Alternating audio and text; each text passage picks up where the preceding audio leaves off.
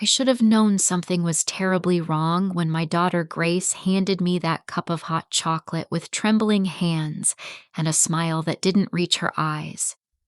The sweet aroma had an underlying chemical tang that made my stomach turn. Instead of drinking it, I pretended to sip while watching her fidget nervously. When her husband Derek walked in demanding his morning coffee, I quietly switched the cups.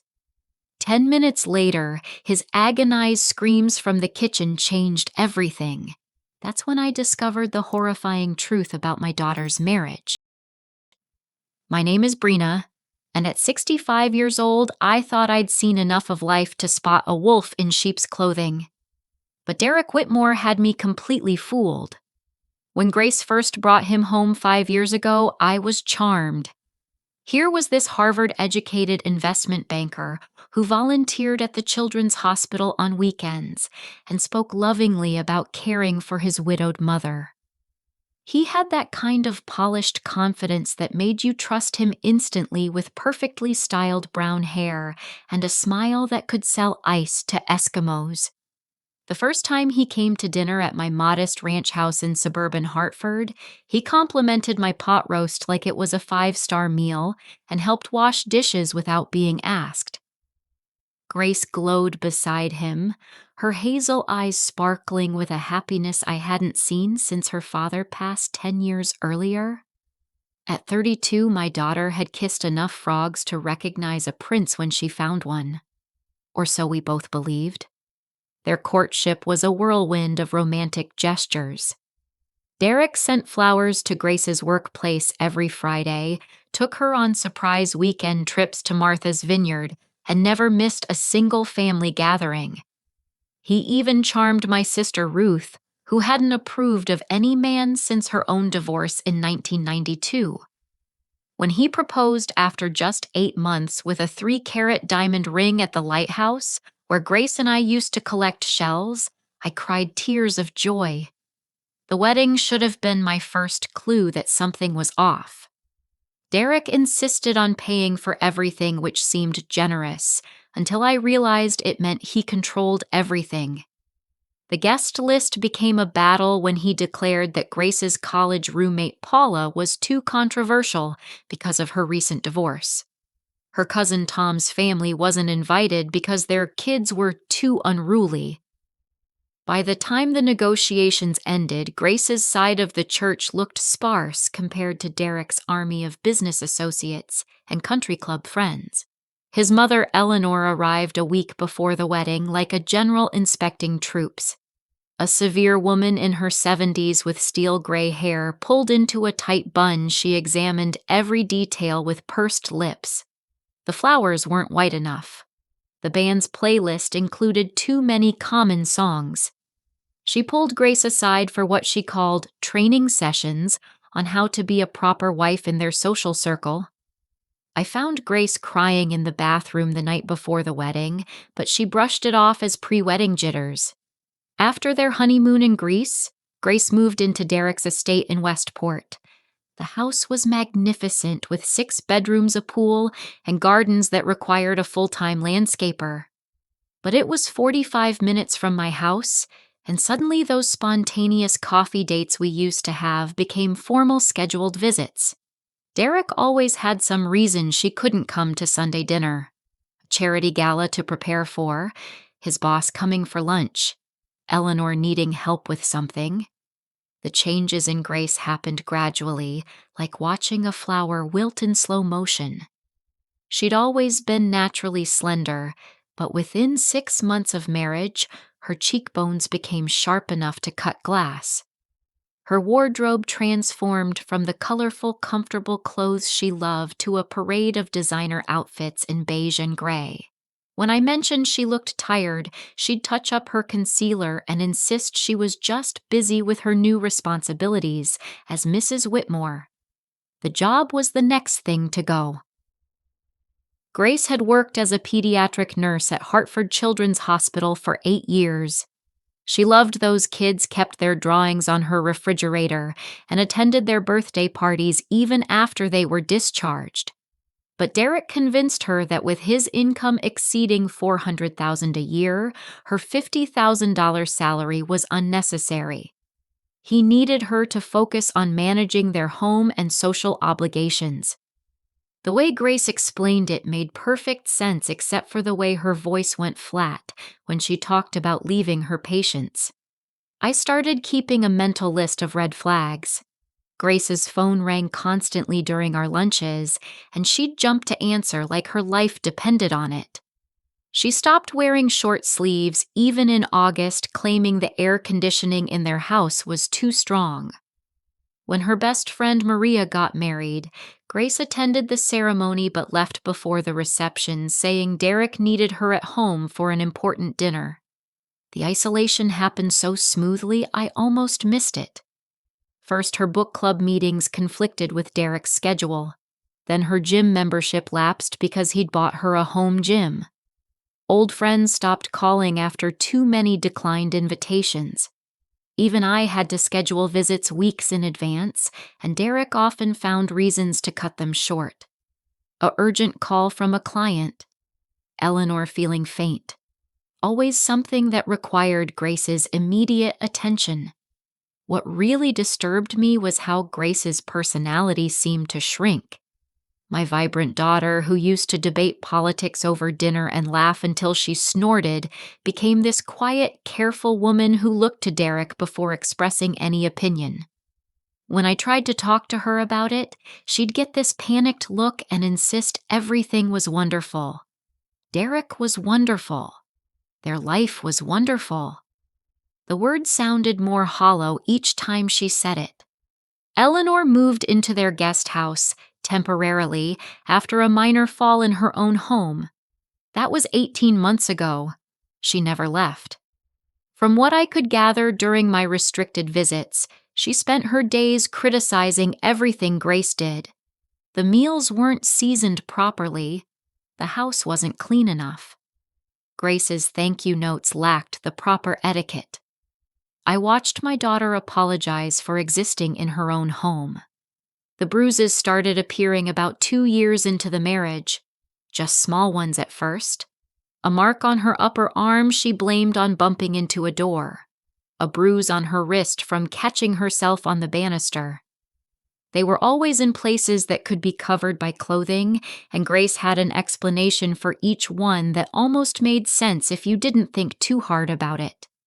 I'll never forget the day I discovered the truth. Grace had asked me to help clean out her old apartment, which she'd been subletting but finally decided to sell. In a box of old papers, I found medical records she must have forgotten about. 3 emergency room visits in 6 months. A fractured rib from falling downstairs. A concussion from walking into a cabinet door. My hands shook as I read the clinical descriptions of injuries that painted a clear picture of systematic abuse. When I confronted Grace that afternoon, she broke down completely. Through hysterical sobs, she admitted Derek had been hurting her, but begged me not to do anything. He controlled all their money. He'd hired a lawyer who'd already drawn up papers claiming she was mentally unstable. If she tried to leave, he'd destroy her reputation, take everything, and make sure she never worked in nursing again. The way she said it like she was reciting a script she'd memorized made my blood run cold. But the real shock came when she grabbed my hands and whispered the words that haunt me still, "Mom, I think I'm going to die in that house." The screaming from the kitchen was unlike anything I'd ever heard. Derek's usual commanding voice had transformed into something primal and terrified. When I rushed in, I found him on the Italian marble floor, his face contorted in agony, foam gathering at the corners of his mouth. His body convulsed violently before going rigid, and then horrifyingly his legs simply stopped working. Grace stood frozen by the stove, her face a mask of shock that looked almost too perfect. I grabbed my phone and dialed 911, my nursing instincts from 40 years ago kicking in as I checked his pulse and breathing. The operator's calm voice guided me through keeping Derek stable while Grace remained statue still, clutching the counter with white knuckles.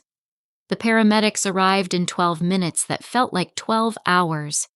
They worked with practiced efficiency, starting IVs and asking rapid-fire questions about what he'd consumed. I pointed to the coffee cup, explaining he'd just had his morning drink. One paramedic bagged the cup as evidence while the others loaded Derek onto a stretcher. His eyes rolled back, showing only whites as they wheeled him out. Grace finally moved, collapsing against me with wrenching sobs. Her performance was flawless, the devoted wife destroyed by her husband's sudden illness. She rode in the ambulance while I followed in my car, calling Eleanor on the way. The older woman's shriek through the phone could have shattered glass. She demanded to know what Grace had done already, assigning blame before knowing any facts. The emergency room at Westport General erupted into controlled chaos when Derek arrived. Doctors and nurses swarmed around him while Grace and I were ushered to a waiting room. She gripped my hand so tightly my fingers went numb, whispering prayers I'd never heard her say before. Other families glanced at us with that mixture of sympathy and relief that it wasn't their loved one fighting for life. Dr. Patel emerged after an hour with a grim expression. Preliminary tests showed massive doses of muscle relaxants mixed with prescription sedatives in Derek's system. The combination had caused temporary paralysis from the waist down and severe respiratory distress. Only the quick medical response had prevented complete respiratory failure. The police would need to be notified immediately. Eleanor burst through the hospital doors like an avenging angel, her usually perfect hair disheveled and her designer suit wrinkled. She took one look at Grace and launched into a tirade that drew stares from everyone in the waiting room. Accusations flew about Grace being a gold digger, a murderer, an ungrateful witch who'd plotted against her poor son from the beginning. Security had to intervene when she lunged at Grace with her manicured nails extended like claws. Detective Sarah Martinez arrived within the hour.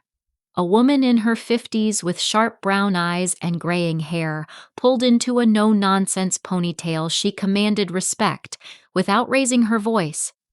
She separated us for questioning, starting with me in a small conference room that smelled of disinfectant and old coffee. I told her the simple truth. Grace had made hot chocolate, offered it to me, and I'd given it to Derek when he demanded his morning coffee. The detective's expression remained neutral as she took notes, asking about the family dynamics and whether I'd noticed anything unusual. I kept my answers vague, mentioning only that Derek could be demanding and his mother overbearing. Grace's interview apparently involved more dramatics. Through the thin walls, I could hear her sobbing about someone trying to poison her, that the chocolate was meant for her, that she couldn't understand who would want to hurt her. The detective emerged looking thoughtful and requested security footage from the house. Meanwhile, Derek regained consciousness but couldn't speak coherently. His words came out slurred and confused, mixing past and present in a garbled stream. When Dr. Patel examined him more thoroughly, she discovered defensive wounds on his hands and older bruising on his ribs. Derek's explanation about martial arts training came out as barely intelligible mumbles that convinced no one. Eleanor produced security footage from their home system with the eagerness of someone certain it would prove her point. We gathered in a larger conference room to watch it on Detective Martinez's laptop. The timestamp showed Grace in the kitchen at 6:45 that morning preparing 2 cups of hot chocolate. She moved with careful precision, adding ingredients from various containers. But the audio was what changed everything. Grace's voice, barely audible, could be heard saying to someone off camera, "This has to work. I can't take another beating. The baby won't survive it." The room went silent. I stared at my daughter, who sat with tears streaming down her face, one hand pressed protectively over her stomach. She was pregnant. 3 months along, she later admitted and hadn't told anyone because Derek had threatened to take care of it if he found out. Even I, her mother, had been kept in the dark because she couldn't risk me accidentally revealing something that might trigger his rage. Detective Martinez immediately shifted the investigation's focus. A warrant for financial records revealed Derek's life insurance policy worth $10 million with Eleanor as the secondary beneficiary after Grace. The detective's eyes narrowed as she reviewed the documents, making notes about recent changes and additional policies. The medical team's continued examination of Derek revealed more disturbing details. His blood showed traces of multiple substances beyond what was in the chocolate. Some were prescription medications that he claimed he'd never taken. Others were supplements that, when combined, could cause increased aggression and paranoia. The timeline suggested he'd been ingesting these substances for months, possibly years. Grace finally broke her silence, admitting she'd made the chocolate with sleeping medication because she planned to run away. She couldn't take another day of Derek's escalating violence, especially with a baby growing inside her. The bruises, the control, the threats, it all came pouring out in a flood of desperate words. But she swore she'd only added enough to make him sleep deeply, not enough to cause paralysis or worse. Detective Martinez studied the security footage again this time, focusing on other angles and timestamps. Her trained eye caught something everyone else had missed. 30 minutes before Grace made the chocolate, another figure appeared briefly in the kitchen's corner camera. Eleanor, supposedly asleep in the guest house, had entered through the back door and spent several minutes near the cabinet where Grace kept her medications. The revelation sent shockwaves through the room. Eleanor's face went from righteous anger to calculated coldness in seconds. She demanded a lawyer and refused to say another word, but her silence spoke volumes. The detective ordered tests on all medications in the house and expanded the investigation to include both women as potential suspects. As Derek lay in his hospital bed, unable to walk or speak clearly, the case was growing more complex by the hour. What started as an apparent attempted murder was revealing itself as something far more intricate. Layers of abuse, deception, and desperation were peeling back to expose a family dynamic so toxic that someone had finally decided the only solution was poison. The question now was who had administered the near-lethal dose, and more importantly, why. The investigation into Eleanor Whitmore opened a Pandora's box of horrors that made even Detective Martinez's experienced face pale. What started as a background check evolved into uncovering a pattern of death and deception spanning 2 decades across multiple states. Eleanor's first husband, Robert Whitmore. Derek's father had died in 1998 from what was ruled as complications from food poisoning. He was 45, healthy, and had just increased his life insurance policy to $2 million. Eleanor collected the payout and moved from Ohio to Pennsylvania within 6 months. Husband number 2. Carl Peterson was a wealthy widower she met at a grief support group in Philadelphia. They married in 2001 after a whirlwind romance. Carl lasted 3 years before suffering a fatal allergic reaction to shellfish, despite his family insisting he'd never eaten seafood in his life. Eleanor inherited his estate valued at $3.5 million and relocated to Maryland. The third husband, James Chen, broke Eleanor's pattern by surviving barely. The retired surgeon grew suspicious when he developed mysterious symptoms after Eleanor moved in.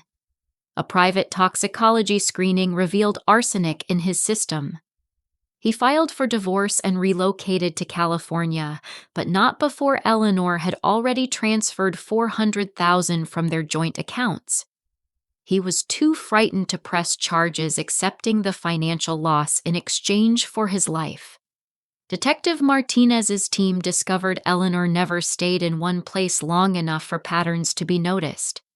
She changed her appearance slightly, with each move adopting different styles and personas. The grieving widow in Ohio became a cultured socialite in Philadelphia, then a charitable churchgoer in Maryland. Each transformation was calculated to attract wealthy, vulnerable men. Derek's first wife surfaced next in the investigation. Ashley Tompkins had married Derek fresh out of college when Eleanor's influence over him was already absolute. Her death certificate listed cause of death as accidental fall down the stairs during Eleanor's weekend visit.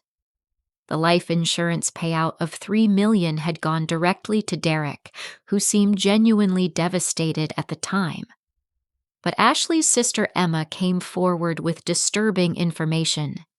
Emma revealed that Ashley had been planning to leave Derek. She'd discovered he was taking medications prescribed by a psychiatrist Eleanor had recommended, drugs that made him alternately passive and explosively angry. Ashley had gathered evidence and planned to use it in divorce proceedings. She died 2 days before her lawyer appointment. The stairs where she fell had recently been waxed by Eleanor, who claimed she was trying to help with housework. 6 other women emerged from Derek's past, each with remarkably similar stories. They dated Derek, seriously moved in or gotten engaged, then experienced escalating abuse that followed a specific pattern. First came the isolation from friends and family, then financial control. Physical violence started small and accelerated. When they tried to leave, Eleanor would appear with threats about their mental stability and Derek's power to destroy them. Each woman had ended up hospitalized at least once. Each had signed non-disclosure agreements in exchange for settlements ranging from $50,000 to $200,000. The payments came from accounts Eleanor controlled, not Derek. She'd turned her son into a weapon and profited from the damage he caused. Grace's journal, which she finally surrendered to police, documented 4 years of systematic torture. The entries started optimistically describing Derek as attentive and protective. Within 6 months, the tone shifted. He monitored her phone calls. He timed her trips to the grocery store. He chose her clothes and hairstyle. Eleanor enforced these rules with psychological warfare, constantly comparing Grace to Derek's sainted first wife and finding her lacking. The physical abuse began after Eleanor moved in permanently.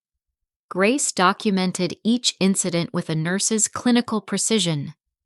Derek's hands around her throat for 30 seconds when dinner was late. A shove down 3 steps when she questioned a credit card charge. Bruises on her ribs from his fists when she mentioned wanting to return to work.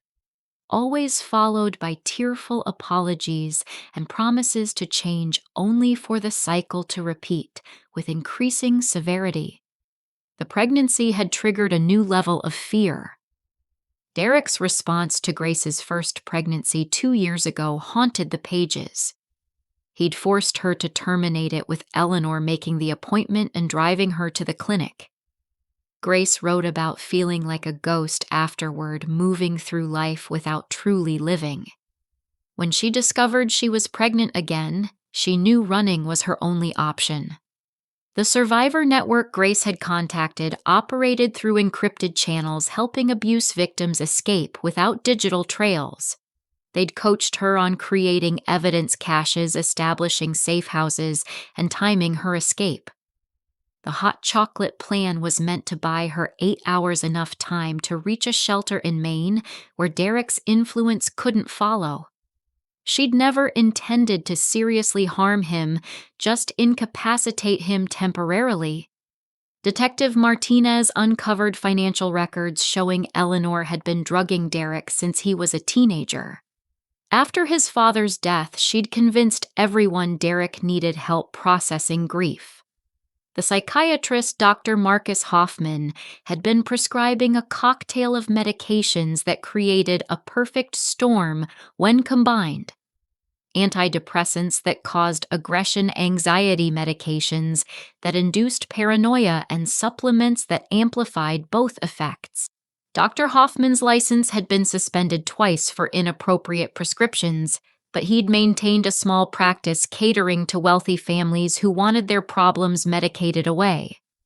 Eleanor paid him $15,000 annually in cash, recorded as therapy sessions Derek never attended. The doctor kept Derek's prescriptions flowing without ever conducting proper evaluations. The investigation revealed Eleanor's current project in Florida. William Garrison, a 75-year-old widower with early-stage Parkinson's, had been corresponding with Eleanor for months. She'd positioned herself as a fellow widow who understood his loneliness. His son Michael had noticed his father's sudden interest in changing his will and adding Eleanor to his bank accounts. The timing of Derek's poisoning had derailed Eleanor's plans to visit William the following week. Bank records exposed Eleanor's web of financial manipulation. She maintained 17 different accounts across 12 banks, moving money in patterns designed to avoid detection. The total accumulated from her husband's Derek's victims and various insurance policies exceeded $8 million. She lived modestly to avoid suspicion while orchestrating financial destruction for others. The most damning evidence came from Eleanor's own laptop. She'd documented everything in encrypted files, treating her crimes like a business venture. Spreadsheets tracking each husband's worth, timeline projections for their deaths, and calculations of expected returns. One file labeled Grace Project outlined a 5-year plan ending with Grace's institutionalization and eventual suicide, allowing Eleanor and Derek to inherit the $10 million insurance policy, plus Grace's family trust fund. The discovery that shook everyone was Eleanor's betting history. She'd been shorting stocks in Derek's company for months, knowing his increasingly erratic behavior would eventually impact his performance. She stood to gain $200,000 when he was fired, which internal emails suggested was imminent. Eleanor had been destroying her own son to profit from his downfall. Dr. Martinez sat back in her office chair, surrounded by evidence boxes and timelines taped to every wall. 20 years of calculated evil perpetrated by a woman who viewed human relationships as financial opportunities. The detective had seen plenty of domestic violence cases, but the cold precision of Eleanor's operations chilled her. This wasn't crime of passion or desperation. This was systematic predation disguised as family devotion, and Grace had nearly become its latest victim. The forensics team's report arrived at 7 a.m, turning the investigation inside out. The fingerprint analysis from Grace's medication bottles revealed Eleanor's prints overlaying Grace's on every single container. More damning, the bottles had been opened and resealed using a specific technique that left microscopic evidence of tampering. The medications inside contained doses far exceeding their labels, matching exactly what was found in Derek's system. Detective Martinez called an emergency meeting with the district attorney. The evidence pointed to a terrifying conclusion: Eleanor had attempted to murder her own son while framing Grace for the crime. The elaborate scheme would have given Eleanor everything she wanted. Grace imprisoned or institutionalized Derek dead, with his mother playing the grieving victim, and $10 million in insurance money flowing into Eleanor's carefully hidden accounts. The life insurance policies told their own story.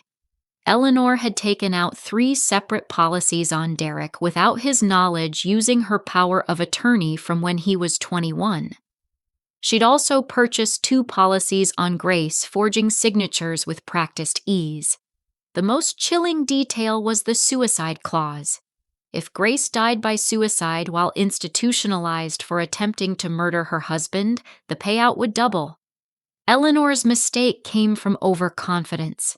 She'd added the near-lethal dose to Derek's cup after Grace prepared the chocolate, but she hadn't accounted for my switching the cups.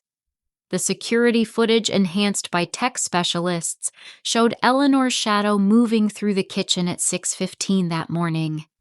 She'd assumed Derek would drink coffee as usual, and Grace would have the chocolate.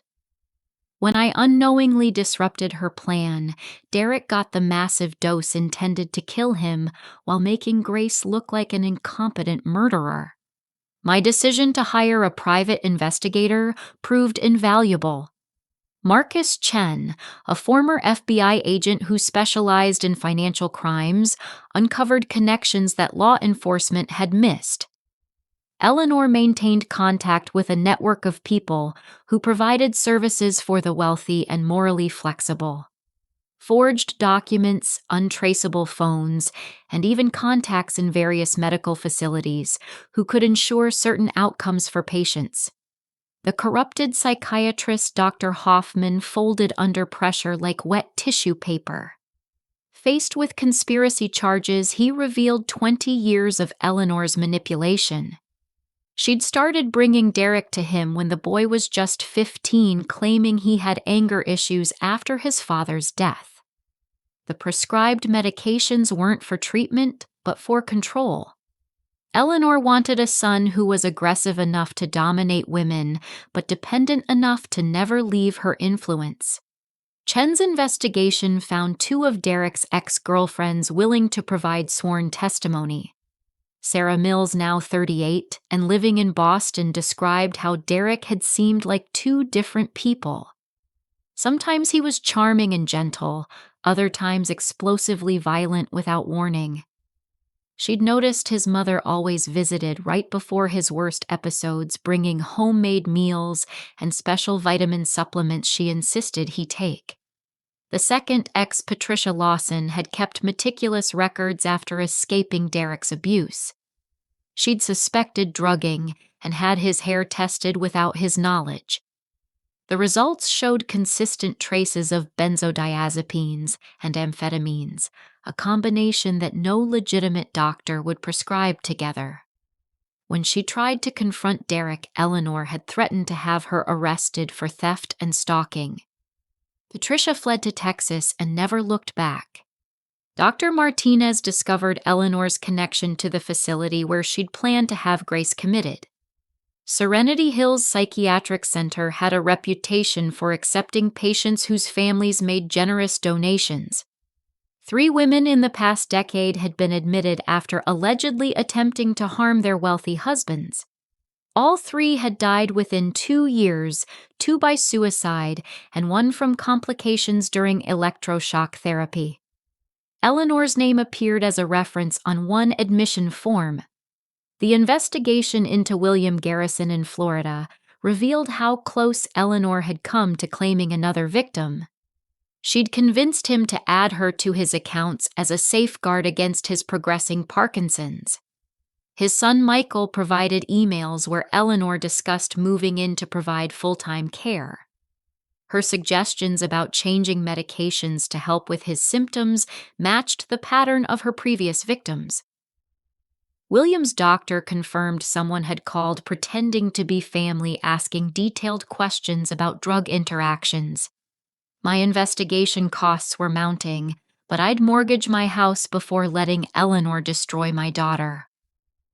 Chen uncovered the smoking gun in Eleanor's storage unit in Stamford. Boxes of documents dating back 25 years revealed practice signatures, forged letters, and even a diary where Eleanor had written about her plans with shocking candor. One entry from 2015 read, "Derek is perfect now. Aggressive enough to break them, but still needs mother. Each girl pays for leaving. Insurance policies are better investments than stocks. Must find him someone with real money next time." The entry about Grace made my stomach churn. This one has potential. Trust fund from dead father, good insurance through hospital job.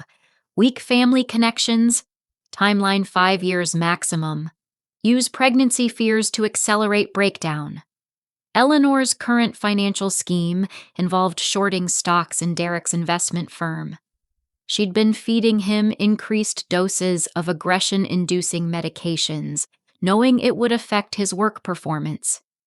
Internal emails from his company showed multiple HR complaints and concerns about his erratic behavior in client meetings. Eleanor stood to gain $200,000 from put options when Derek was terminated. The most horrifying discovery was Eleanor's practice runs.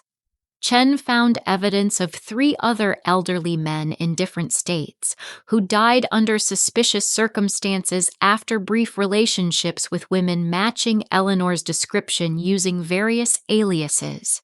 The deaths were spread across 15 years, and different jurisdictions making connections impossible without specifically looking for patterns. Detective Martinez obtained a warrant for Eleanor's arrest on attempted murder charges.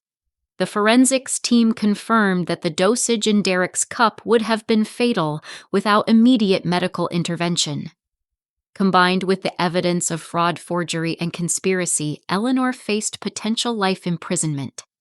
When police arrived at the Whitmore estate to arrest Eleanor, she didn't run or protest. She sat in her perfectly appointed sitting room, wearing pearls and a pressed dress, sipping tea from bone china. Her only comment as they read her rights was, "You can't prove intent." The cold calculation in her eyes made even the seasoned officers uncomfortable. Derek's medical team made a disturbing discovery during his extended testing. His liver showed signs of chronic low-level poisoning dating back years. Eleanor had been giving him small doses of various substances throughout his entire adult life, calibrating his moods and behavior like tuning an instrument. The neurological damage might be partially reversible, but Derek would need years of treatment to undo his mother's chemical manipulation. The investigation revealed one final twist that explained Eleanor's urgency to eliminate both Derek and Grace. She'd been diagnosed with early-stage pancreatic cancer 6 months earlier. With limited time left, she'd accelerated all her schemes to maximize profits before her death. The $10 million from Derek's life insurance plus Grace's trust fund would have funded experimental treatments in Switzerland. Eleanor had literally been willing to murder her son to buy herself more time. Grace's pregnancy saved her life in ways she'd never imagined. The hormone changes had made her more sensitive to smells, which is why she'd detected the chemical odor in the chocolate. If not for morning sickness heightening her senses, she might have drunk the poisoned cup herself. The baby she'd feared would trap her had instead revealed the trap that was closing around her.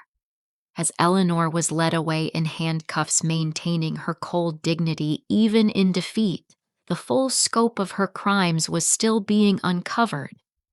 20 years of murders, attempted murders, and psychological torture, all hidden behind the facade of a devoted mother and grieving widow.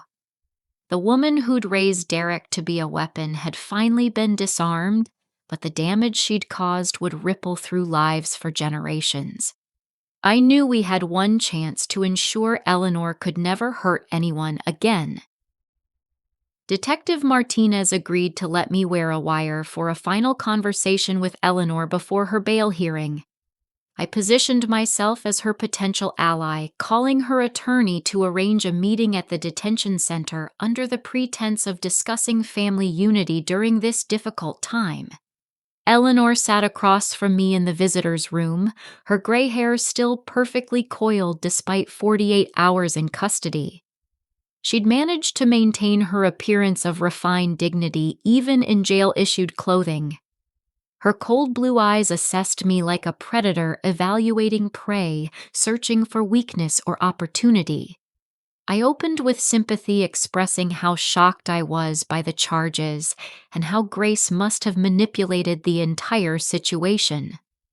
Eleanor's posture relaxed slightly as I continued painting my daughter as unstable and myself as a mother who just wanted what was best for everyone. The performance required every acting skill I'd never known I possessed. Grace has always been troubled. I lied smoothly, the words tasting like ash. Even as a teenager, she'd make up stories for attention. I tried to warn Derek, but he was too kind-hearted to see through her manipulation. Maybe this is actually a blessing, Eleanor. Now everyone can see what she really is. Eleanor leaned forward, her eyes glittering with interest. For 30 minutes, I built a fantasy where she and I were both victims of Grace's scheming. I mentioned my concern about Grace's mental state, how I'd noticed signs of instability that Derek had probably been too loving to acknowledge. Eleanor began nodding, adding her own fabricated observations about Grace's supposed disorders. Then I played my ace. I suggested that perhaps Grace needed professional help, the kind that would ensure she couldn't hurt anyone else. Did Eleanor happen to know any facilities that specialized in such cases? The question hung in the air like bait on a hook, and Eleanor bit hard. "There's a wonderful place called Serenity Hills," Eleanor said, her voice taking on an almost dreamy quality. "I've sent several troubled young women there over the years. Dr. Brennan understands that some people need long-term care for everyone's safety. Once they're admitted with the proper documentation, the courts rarely interfere. The families find peace and the patients receive the help they need." I prompted her gently about the process, expressing concern about the cost and complexity. Eleanor's ego couldn't resist demonstrating her expertise. She explained how a concerned family member could have someone involuntarily committed with the right psychiatrist's evaluation. Dr. Hoffman had been particularly helpful in the past, though she'd need to find someone new now. The beauty is that once they're inside, their testimony becomes unreliable. Eleanor continued, warming to her subject. Who believes a mental patient claiming they're not actually insane? And if they become too troublesome, well, the treatments can be quite intensive. Poor Ashley never did adjust well to the medications. Such a tragedy when she had that fall. My blood turned to ice. Ashley was Derek's first wife, supposedly dead from an accident in her home. But Eleanor had just admitted to having her institutionalized first. Detective Martinez later confirmed that Ashley had spent 2 weeks at Serenity Hills before her death, admitted for acute paranoid delusions that no one who knew her had ever witnessed. Eleanor revealed more horrors with casual ease. She'd placed 3 women in facilities over the years, all partners of Derek who'd tried to leave him. The medications they received inside made them compliant and confused. 2 had committed suicide within months of admission. The third, she mentioned with annoyance, had a persistent family who fought for her release. That woman now lived under an assumed name in Canada, too terrified to ever speak about her experience. When I steered the conversation to Derek's condition, Eleanor's mask slipped completely. She ranted about his weakness, his failure to control Grace properly, his inability to appreciate everything she'd done for him. The venom in her voice as she discussed her own son shocked even me. "I made Derek everything he is," she hissed. "Without my guidance, he'd have been another pathetic man letting women walk all over him. I taught him strength, showed him how to maintain control. But he got soft with this one. Started talking about actually wanting children, building a real family, as if I hadn't been family enough."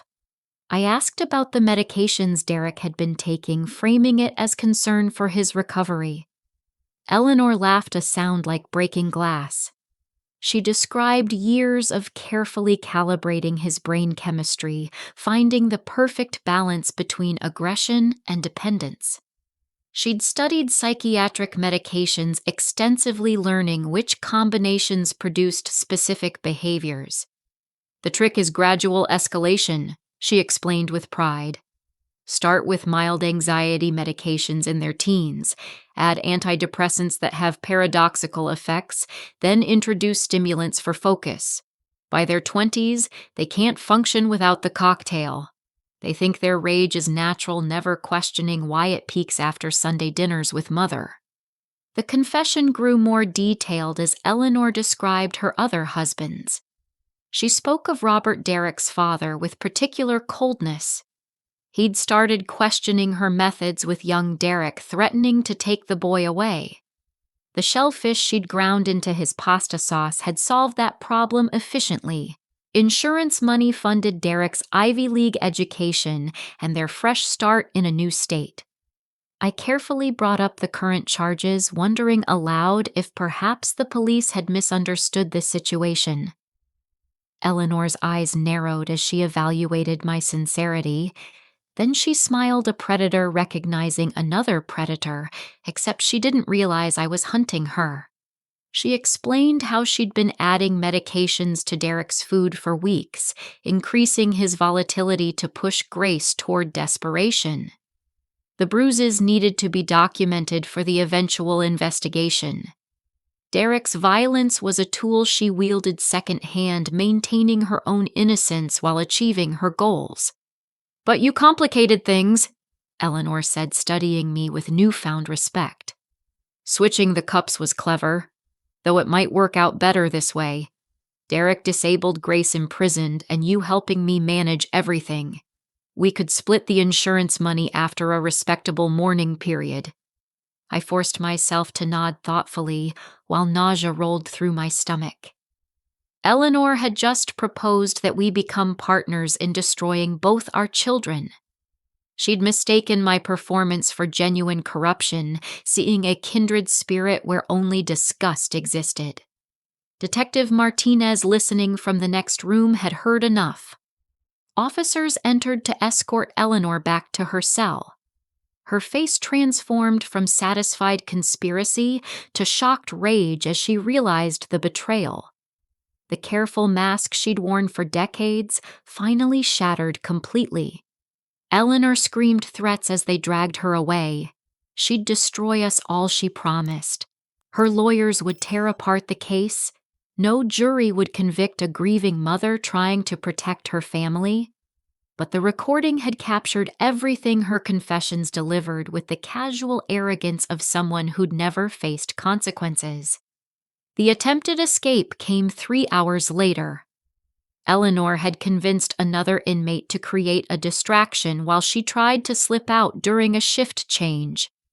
She'd made it to the parking lot before officers tackled her. The escape attempt added charges and eliminated any chance of bail. In a cosmic twist of justice, Eleanor collapsed during the struggle. The stress triggered a cardiac event that left her partially paralyzed on her left side. The woman who'd planned to have Grace institutionalized and medicated into submission now faced her own future of medical dependence and restricted mobility. The Florida authorities moved quickly to protect William Garrison. They found evidence that Eleanor had already begun poisoning him through care packages of homemade cookies and supplements. His symptoms, which doctors had attributed to Parkinson's progression, began improving once Eleanor's gifts were tested and discarded. Grace's testimony before the grand jury was powerful beyond words. Free from the immediate threat of Derek and Eleanor, she spoke clearly about years of abuse, manipulation, and fear. She brought her journal medical records and the recording device she'd hidden in their bedroom that captured Derek's threats and Eleanor's psychological torture. Other victims came forward after news of Eleanor's arrest spread. Women who'd been too frightened to speak now found courage in numbers. A support group formed spontaneously in the courthouse hallway, survivors sharing stories and contact information. The prosecutor built a case so comprehensive that Eleanor's attorneys began discussing plea bargains. Derek's situation complicated everything. As his system cleared of the chemical cocktail he'd unknowingly consumed for 20 years, his personality began changing dramatically. The aggressive, controlling man Grace had feared was revealed to be as much a victim as she was.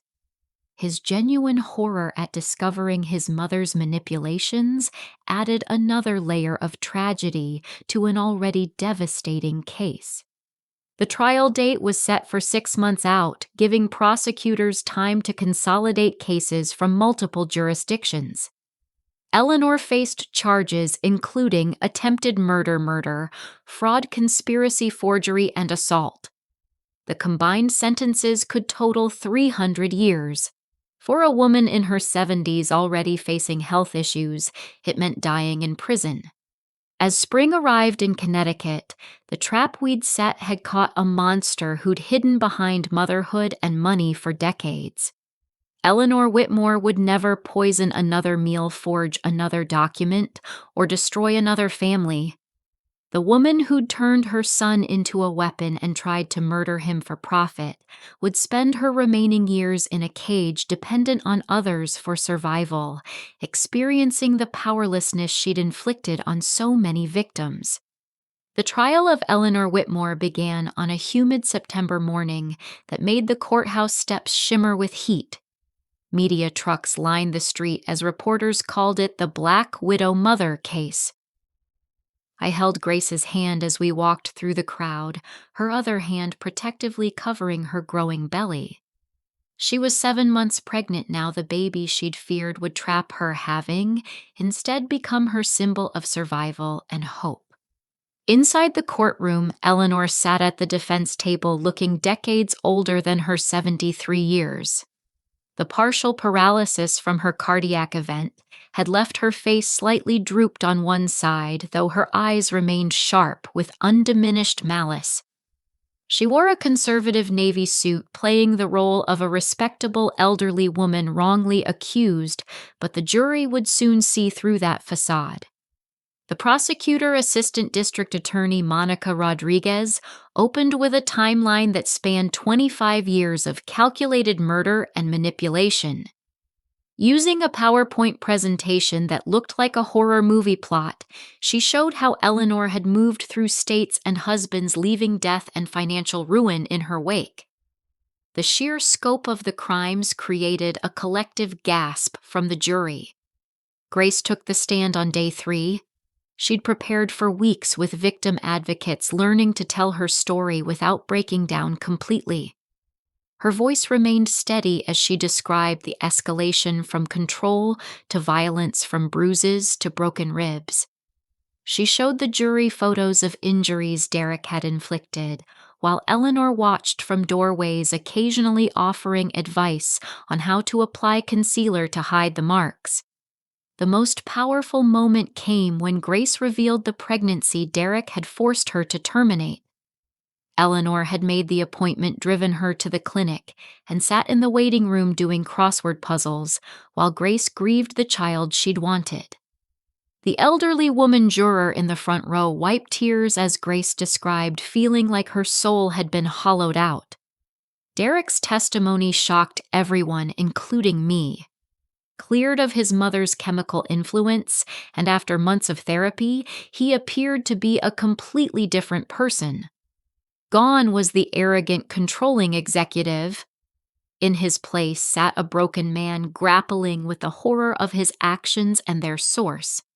He described a childhood where love came with pills disguised as vitamins, where mother's special tea helped him focus but left him angry at everyone except her, where every girlfriend who challenged Eleanor's authority suddenly became an enemy requiring punishment.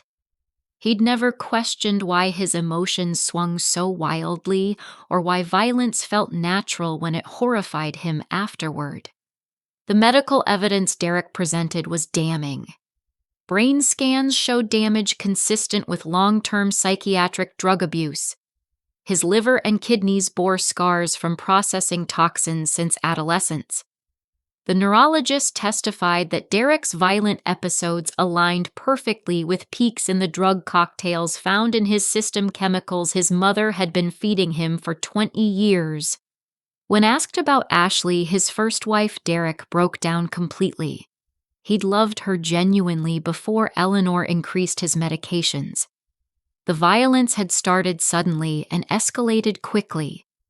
He remembered the rage, but not the reason remembered hitting her, but feeling like he was watching someone else.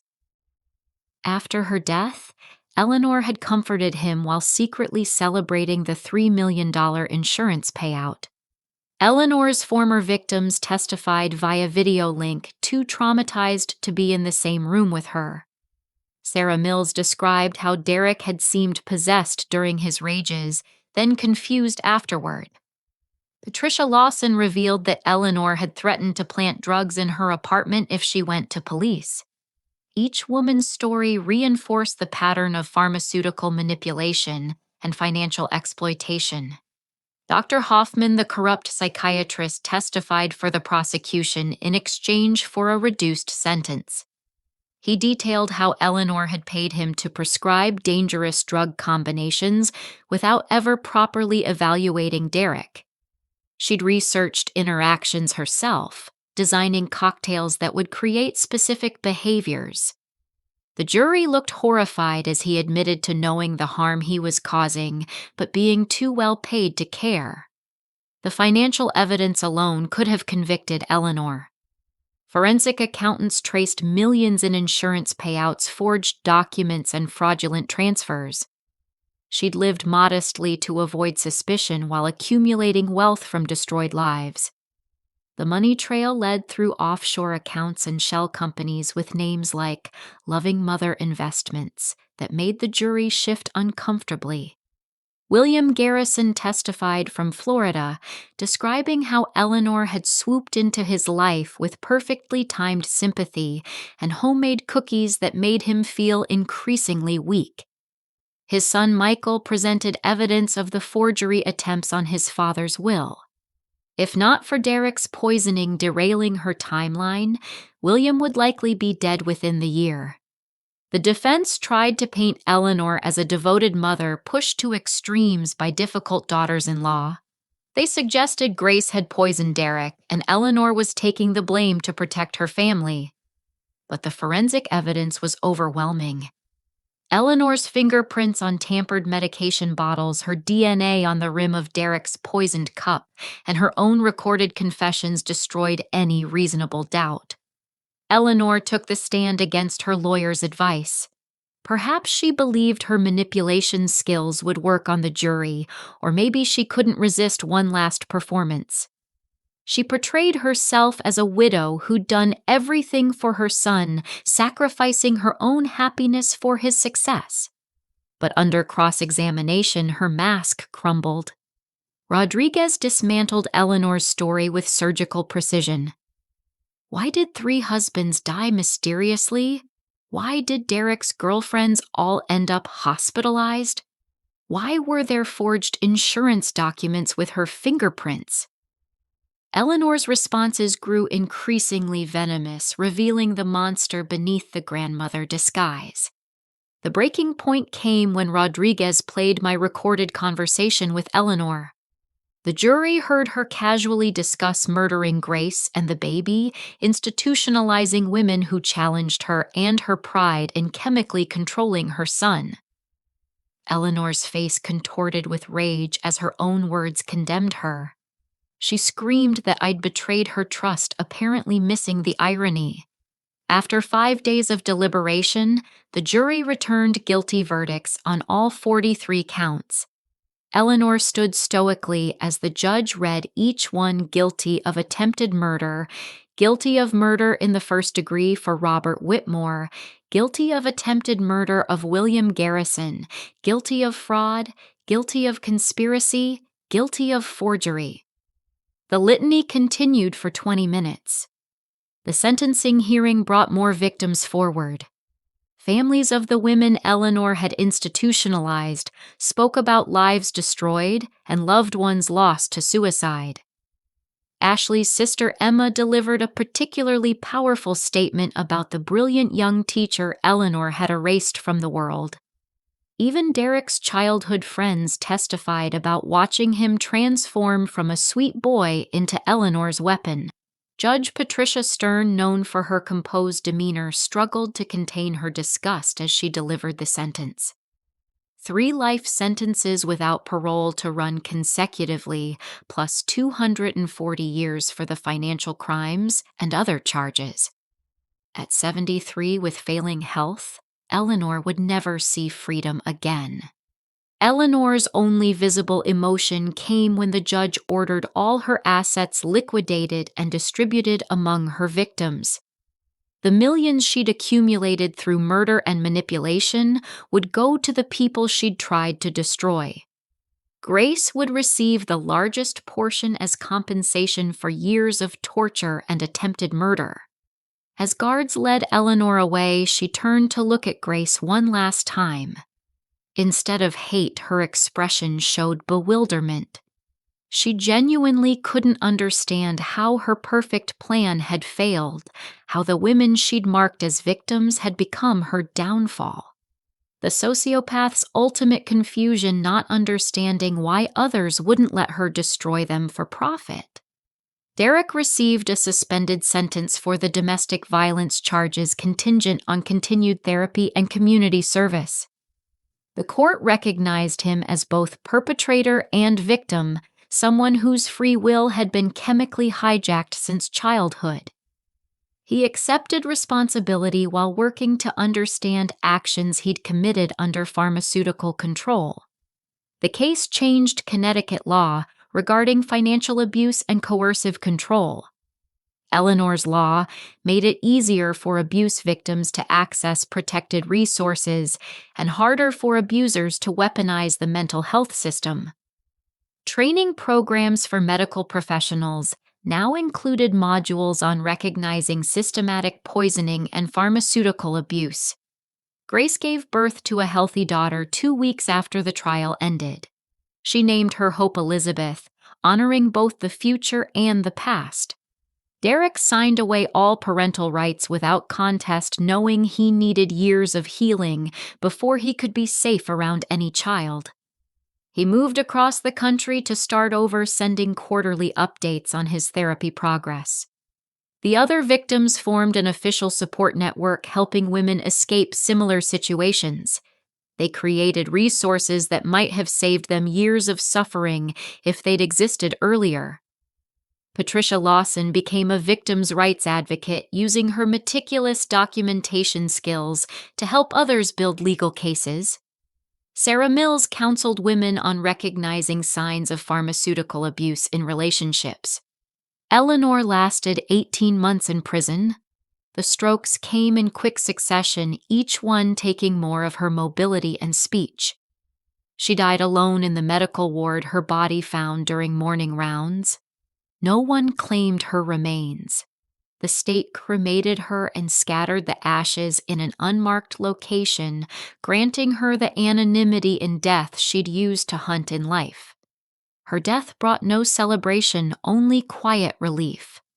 The monster who'd turned motherhood into a weapon was gone, but her victims would carry scars forever.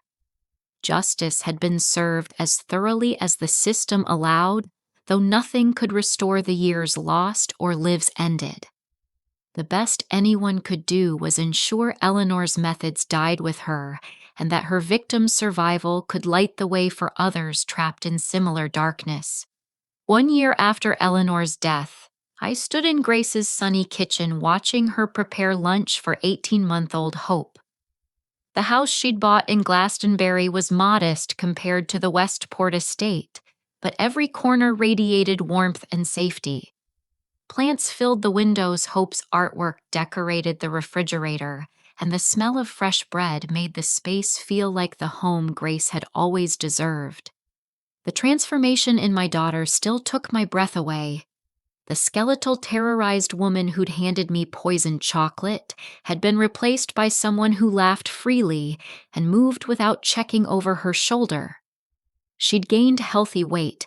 Her hair grew thick and glossy, and her eyes had reclaimed their sparkle. Working as head nurse in the hospital's new domestic violence unit, she used her experience to recognize signs others might miss. Hope toddled over with a book, her chubby hands reaching up to Grace. She had her mother's hazel eyes, but a determined chin that was all her own. As Grace settled into the rocking chair to read, I marveled at the gentle patience she showed. The cycle of violence that Eleanor had perpetuated for generations had been broken completely. Our weekly Sunday dinners had resumed with joy instead of obligation. Grace invited whoever needed family that week.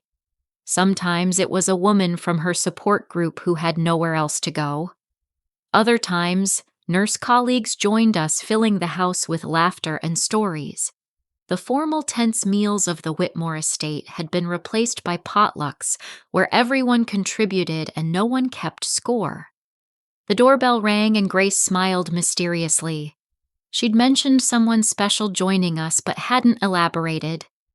I opened the door to find a tall man with kind brown eyes holding a bouquet of sunflowers. Daniel Morrison introduced himself with a warm handshake, and I immediately noticed how he waited to be invited in rather than assuming entry. Grace had met Daniel at the hospital where he worked as a pediatrician specializing in trauma-informed care. Their friendship had developed slowly over months of coffee breaks and shared concern for vulnerable patients. He'd learned about Grace's history early on and responded with steady support rather than trying to rescue or fix her. The healthy pace of their relationship showed how much Grace had learned about her own worth. Watching them together during dinner revealed a dynamic I'd never seen in Grace's relationships.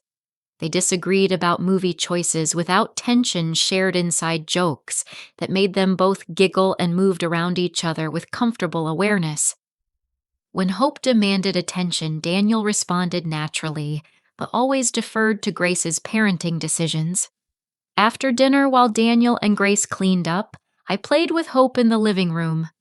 The toddler's favorite game involved stacking blocks and gleefully knocking them down, a simple joy that would have been forbidden in Eleanor's rigid world. Hope's laughter rang pure and unrestrained, the sound of a child who'd never known fear in her own home. Grace joined us on the floor and we built towers together while she updated me on her work. The domestic violence unit had treated over 300 women in its first year, with Grace personally handling the most complex cases. She'd developed protocols for recognizing pharmaceutical abuse and financial coercion that were being adopted by hospitals nationwide. The ripple effects of Grace's advocacy reached far beyond Connecticut. She'd testified before Congress about the weaponization of mental health systems against abuse victims. Her story had helped pass federal legislation making it harder to commit someone based solely on family testimony. The Grace Guidelines required multiple independent evaluations before involuntary commitment could proceed. Derek sent updates through his lawyer every 3 months as agreed. He'd completed intensive therapy programs and now worked with a nonprofit that helped abusive men recognize and change their patterns. His letters showed genuine remorse and understanding of the harm he'd caused.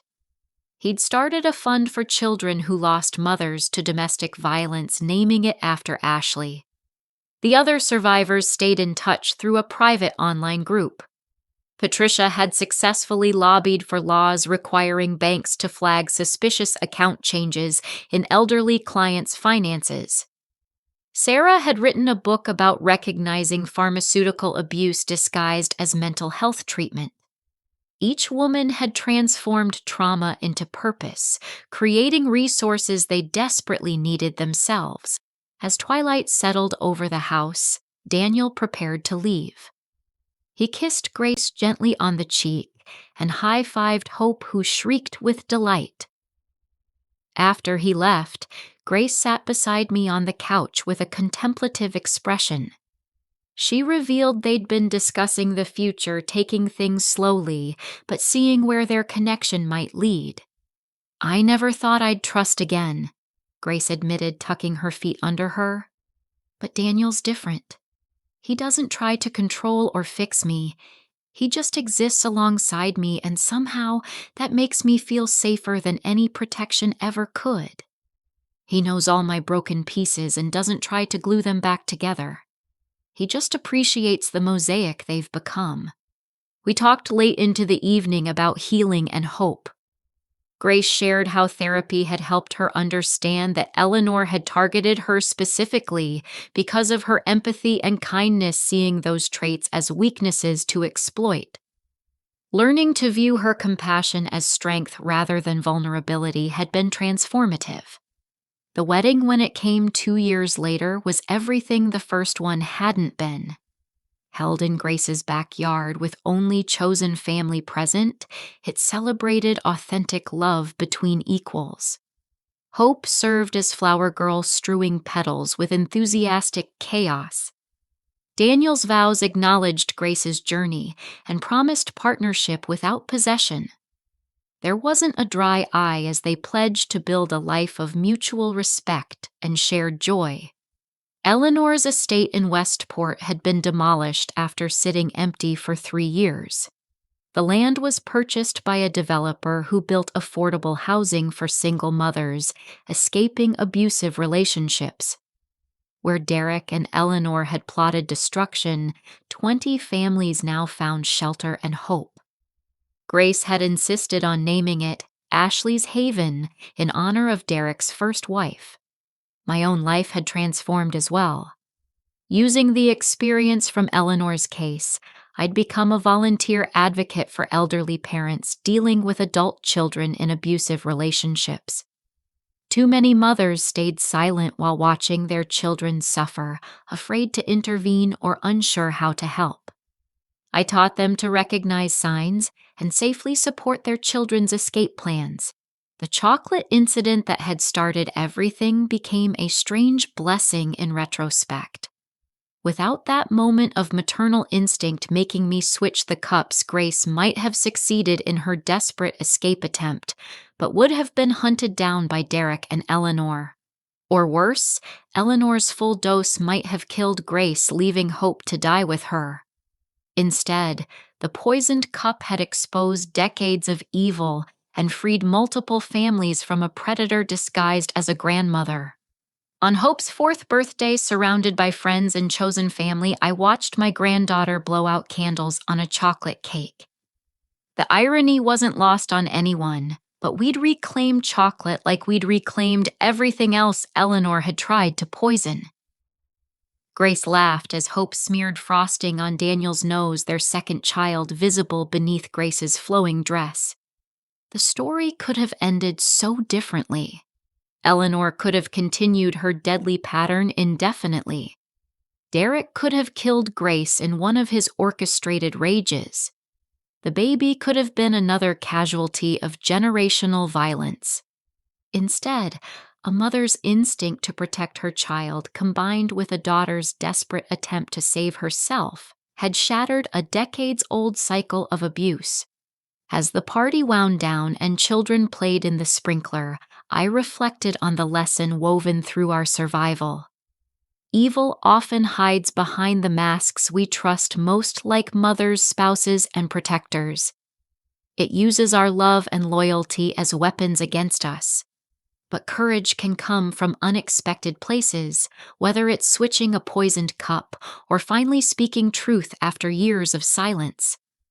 And sometimes the most profound act of love is refusing to drink what someone hands you, no matter how sweetly they smile. The greatest tragedy of Eleanor Whitmore wasn't just the lives she took or tried to take.